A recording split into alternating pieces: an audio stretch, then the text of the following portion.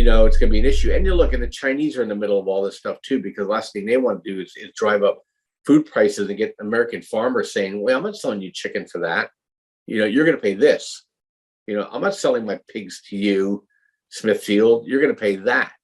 So I think, we're getting a lot of that cloudiness too, because, the biggest food consumer in the world doesn't want food prices to go higher. So, yeah, but I think it'll leak out here and there, but I don't think the American people are unaware anymore. They go to the grocery store 3 to 4 times a week. They fill their tank up once or twice a week. It's out there. Okay. People are already lost faith in the narratives being presented to them as facts.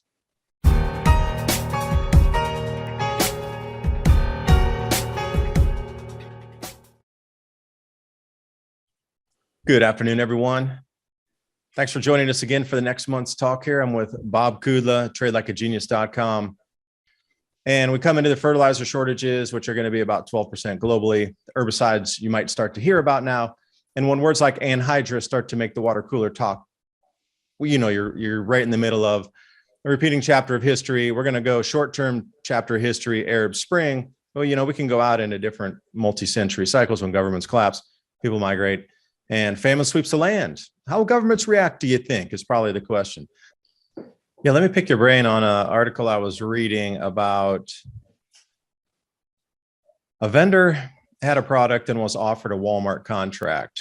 But the stipulation in the contract was, we pay you at 120 days. And he was like, no way.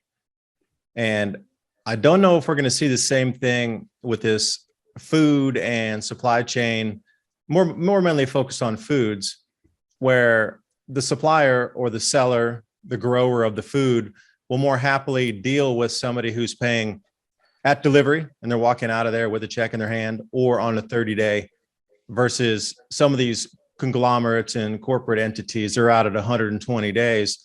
And they're trying to bring on new supply chains where, part of their traditional feed into supply XYZ store could be fresh produce, could be fruits, could be frozen fish, meats, whatever. Well, something got knocked out in that particular leg of the supply chain. So they're out there looking for something else, different countries of origin, different states of origin, whatever it would be. But I was just curious what you think about, going to cash is king, where suppliers and sellers of food really will just say, anybody that's paying me longer than 30 days or not going to pay me in cash immediately, I don't want to deal with. And then what kind of stores and, corporations are running on that? Or it's going to be smaller, I would believe, but I'm just curious what you think about that. That was the crux of the article. Now, any teeth in that, or do you think they're just talking out the side of their mouth? No, I think it's both. And, look, if you're talking like Walmart and Amazon and stuff like that, people do those deal with the devil. And this I've experienced here because I ran strategic planning business development for a large corporation. The trade-off is that, you allow me to do it's basically called negative inventory, right? So they'll sell the product before they pay you. All right. So they're running what's called negative inventory, which is they're basically, you're floating them. But the benefit to you is that they're going to give you a large market. Okay. You roll that dice when you have excess supply, that you want to go ahead and make sure you're covering your fixed costs. The downside is you're going to wait 4 months for your money, but the upside is you will get paid, and they are consistent and they don't jerk your chain. Okay. But those are the rules, but they honor those rules. That check will come. So those are the people that aren't so much the problem. It's going to be the second tier companies that will start trying to float you, that you won't know if they're going to pay you. Okay. And those are the people where I think the issue is going to come. And, if you're a small producer, and if you can go direct to market, you're going to do awesome. Okay. If you're a small producer and you have to rely on a broker to move your product, they can really start to squeeze you. And that's what's happening a lot. That's why beef is such a problem. I think that's going to resolve itself because farmers will get to a point where there's too much, or ranchers, where there's too much pain. And when you have too much pain, then you go ahead and you start developing co-ops, okay? Or you start doing what's called direct to customer. and then you actually hire out a company actually to perform that broker work, but they're not controlling pricing anymore. They're just actually a work product for you. So yeah, so I think it's a little bit of everything. Look, at the end of the day, if I was stuck and my only customer was Amazon and Walmart or Costco, whatever, I'd feel a lot better than if my customer was Joe Schmid, broker, that he's also now getting squeezed by the grocery store. Okay. So, because that's what's going to happen. The crap's going to roll backwards. The grocery store is going to squeeze those middle guys, and the middle guys that can't compete are going to squeeze the farmer. And, to the extent the farmers can band together, then they'll be fine. Or you basically skip a step and you go to the big guy like and Kroger does the same thing. Some of his big guys, they want the small producer. Okay. So I don't think they're not gonna screw each other, because they know things ebb and flow. And these farmers now are getting more and more power. They're flush. The grain producers 3 years ago, remember when you couldn't get rid of your corn and wheat. You got Cargill and ADM and all those guys that are just pushing on you. Well, now your stuff's coming. They're begging you for your stuff. You're not even keeping. In fact, a lot of these farmers now are actually growing cattle on their property. There's a couple of farmers that I follow that, basically just had 4 or 5 head of cattle for their own family. Now they have 50 to 100 head. And they have 800 acres of corn and wheat. Well, guess what? They're not taking that corn and wheat to the market anymore. They're throwing up elevators on their own property, and they're cracking their own grain and feeding it right to their own animals in-house. And so you're going to start seeing more of that. And so, yeah, I think, the article's not wrong, but, probably wrong enemy, if you will. The enemy is going to be the company, all those middlemen you don't know the name of. Okay. So it's going to be interesting. And so that's my view on it, is that, look, if I was a farmer, you better not get to the market directly. When I was executive at a company, I always told people that work for me, if you're not touching a customer, like physically daily, you're going to be irrelevant. And I would say same to a producer, if you're not touching your end user customer, the end user of your product, you're going to be irrelevant. So that's what you have to do if you're a small producer. You better be going to the people that are eventually going to consume your solution, or you're not going to make it. Yeah, it takes so many different avenues as well. And they're down there and they're scraping bin bottoms already. And once you scrape a bin bottom clean, there's nothing else left in there.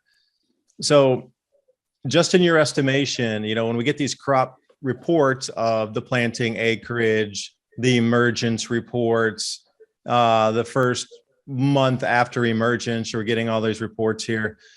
So when do you think that the USDA will come clean with the problems we're having planting, the fertilizers there, the herbicide, the weed, broadleaf and grass controls between everything? At what point do you think that it's actually going to start making the mainstream news, where just anybody sitting at home will see it on MSNBC, or anybody sitting at home will see it on their favorite propaganda channel? At what point will the USDA come clean enough where it'll hit the business news first, like I say, MSNBC, that'll transition over into the nightly news where everybody would see it? Because there is a progression when they do plant, when they harvest, the emergence, and then, coming into last stand projected. There's a lot of different variables that they're ticking off by the month, every 2 weeks within a month, as we start here getting into April. So timelines on that before, there is an awakening. A lot of people are understanding it, but at the full point where, oh no, we really got to start thinking about what we're going to do here now. How many months from now do you think that would be? Yeah. When's the election? They're going to obfuscate all the way until the election. You think they will? Huh? Yeah, of course, because the last thing Biden wants to do is to have people know that we have a non-transitory increase in food costs. So they'll blame it on a million and myriad other things. Look, I already know they're going to blame food shortages on climate change. Okay, it's not going to be because we made the price of natural gas so high because of our stupid policies that you can't put fertilizers on the ground so that for the yields to go down. No, it's going to be climate change is causing yields to fall. So yeah, so they're going to obfuscate, and so that doesn't change. You have to be your own Berean. You're going to have to do your own homework. They're understanding it, and also people that are being blamed are now are becoming more vocal, saying, "Hey, don't put this on me. I'm not causing this problem. The weather isn't causing this problem, and the issue is here and here, and so those are things that are going to start showing up. Look, I think people are already aware of food. Look, beef prices are where I live, they're plentiful but very expensive. What I find fascinating is you can't get whole chickens, but you can get chicken parts. So I'm trying to, even at Costco, I'm trying to understand what's up with that. Why is that an issue? You can't get chicken wings. Why is that? Each chicken has two wings, right? If there's chicken legs, why aren't there chicken wings? So these are the kind of things that are I think people are questioning that eventually the reporters are going to do it and start talking about it. And here, I'll give you an example. So today, one of my subscribers at Trade Genius, that we have a room that we actually can talk to each other. So you're going to start seeing people say, "Hey, you know what? I'm losing audience. Maybe if I do an expose on why we don't have chicken parts, right? It's going to be an issue." And you look, and the Chinese are in the middle of all this stuff too, because the last thing they want to do is drive up food prices and get American farmers saying, "Well, I'm not selling you chicken for that. You're going to pay this. I'm not selling my pigs to you, Smithfield. You're going to pay that." So I think we're getting a lot of that cloudiness too, because the biggest food consumer in the world doesn't want food prices to go higher. So yeah, but I think it'll leak out here and there. But I don't think the American people are unaware anymore. They go to the grocery store 3 to 4 times a week. They fill their tank up once or twice a week. It's out there. Okay, people are already lost faith in the narratives being presented to them as facts. And you look at government to control some of these issues, your food prices, your energy prices. I mean, getting price out of the market is exactly what happened with Kazakhstan. Now, here in the States, some of these forecasts coming out, Bank of America, $120 a barrel oil by the end of the year. And then I found oilforecast.com. And if you go out there, they're going out to 2023 at $170 a barrel, $150. I mean, at some point, people are going to go, whoa, you know what? The right to rule needs to be revoked, because what was given as you're supposed to control this to keep the economy moving, opportunities coming, things at a cheaper level of cost so we can enjoy our lives while we continue to be tax slaves here. Once all that goes out and it's strictly working just to have a roof over your head, pay your taxes and eat, at that point, the right to rule is being revoked. So, higher oil prices coming into that too. It's going to be a rude awakening coming up. Like I say, if you believe that they're going to obfuscate all the way out until the election, and then suddenly people just go to the grocery store in December and things have tripled or not available, and they just don't get the mechanisms of the inputs into the farming. And then they realize that, wait, all this information wasn't being told to us. Who hid this information all through the planting season, all through the summer? And then at that point, there might be some very vocal people on the street. And then where do we see it again? That just reverts us right back to the beginning of what the talk here was. We get back into an Arab Spring. I mean, is it possible in the States to have an Arab Spring? I'm really curious. Yeah, I mean, look, we're already having it. We just do it differently here in the United States. We're geographically diverse. Okay, so it's not like one country where you have single points of failure. United States is more durable than that. Our Constitution is decentralized. Our political leadership is decentralized. Our country is geographically decentralized. So our economic is economically decentralized. Our population is decentralized. So we won't have a spring like that. Everybody always wants to foment that, but the fomenters are all sitting in cities. Okay. And so their ability to reach is quite limited, and so I don't worry. That's not on my worry list. you know, what's on my worry list are these supply chains breaking down that will cause real harm to people in certain parts of the, you know, the world. I think, you know, people don't realize that Los Angeles, okay, you have to go through 3 passes to get out of LA. People don't know that. You know, you got to go through Banning Pass to get out to the east. You know, you got the Cajon Pass to get out towards Vegas. You got the Grapevine to get out towards the coast. You know, and if you head south, you know, you're in Mexico, right? So, and then same with in San Diego, you have to go through about 3 or 4 passes to get out into El Centro, right, or out into the Borrega Desert. So, you know, it's very easy for like LA, you know, where you can get supplies chopped up. You know, the Long Beach Harbor sits on the Newport Inglewood fault. Okay, we had a 8 point or 7.0 earthquake or 6.6 or whatever in Long Beach in the 30s. Can you imagine an earthquake of that magnitude hitting within 3 or 4 miles of the port of Long Beach? Okay, it'll tear out all the railroad lines there. Okay, because they head straight on through across that fault. You know where they put that new stadium, SoFi Stadium, sitting right over top of the Newport Inglewood fault in Inglewood. Okay, and it runs right off my coast, runs right down to San Diego, where you have the Rose Canyon fault, which is a 9.0 potential earthquake. So, you know, LA and San Francisco and Seattle could all go offline with a major geological effect. So I worry more about those things with a fragile supply chain. And the reason why we're fragile is because we have the central governments that you just eloquently put out there, involved in every way, shape, or form of our life. They create fragility. So that's what I worry more about. I worry about what the government will do to people in terms of just incompetence and interference, than I worry about the American people rising up against each other.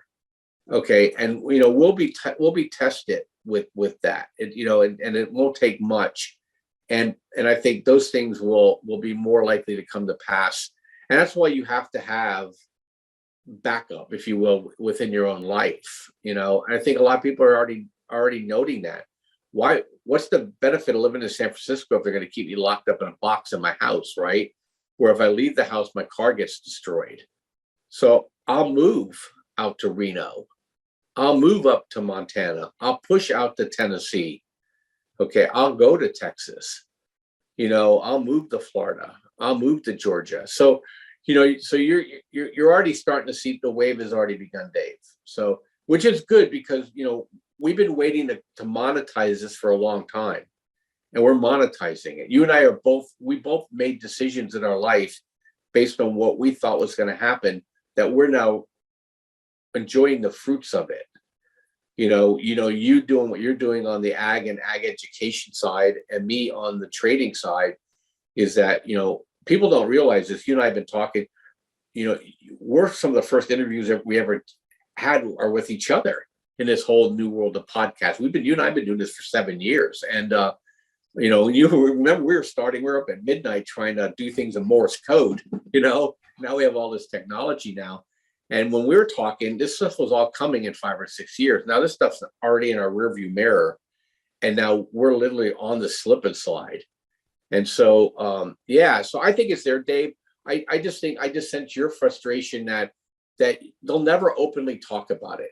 I think, you know, you're a minister hoping that the sinners come clean. Well, they're not going to come clean. They're going to be forced into church. At needlepoint. At needlepoint. So, yeah. So, but look, you guys listening, you know, take advantage of it. You know, and if I could plug our service for a little Please bit, is that, you know, we do quite well. You know, we understand the macro trends. That's my background, and we built algorithms to be able to monetize those activities, and so we have a very good track record on trading.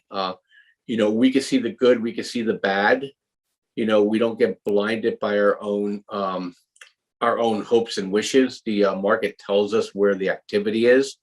So we have 2 algorithms that run together. One looks at the range, one looks at the trend.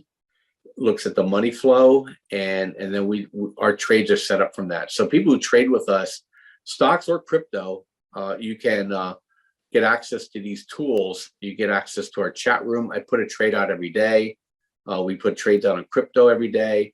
So you can go ahead and join us. We have 7 bundles we put together, from basic long-term trades to you can day trade in a VIP room, and 65% off pre-discounted.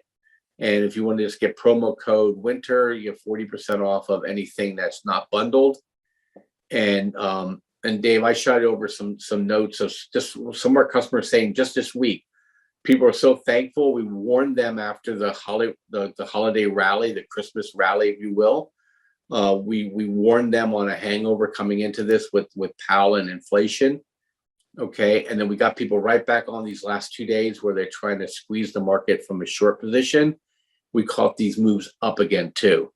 So we'll go ahead and get you on the right side of these trades. We'll help you make a lot of money, but more importantly, we'll give you a toolkit where you can actually be independent and become a more effective trader.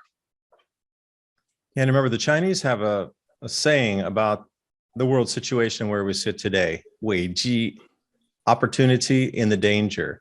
So those 2 characters for Wei Ji, one of them is opportunity and the other is danger, and you put those together, and that creates that word. So think about where it is right now and the opportunities, because there is so much change, flux, chaos, and unknowns happening. But if you can forecast a little bit out there, Bob, I appreciate you spending your time with us today. And I'll leave that link in the description box below, so you can head over to tradelikeagenius.com and look a little more information, what might be suitable for you. Any last words, Bob? No, I think what you and I talked about today is not going to change. So it might be ebbing and flowing, but these things are happening, and you need to get in front of them because they're just going to get more intense over the next 24 months.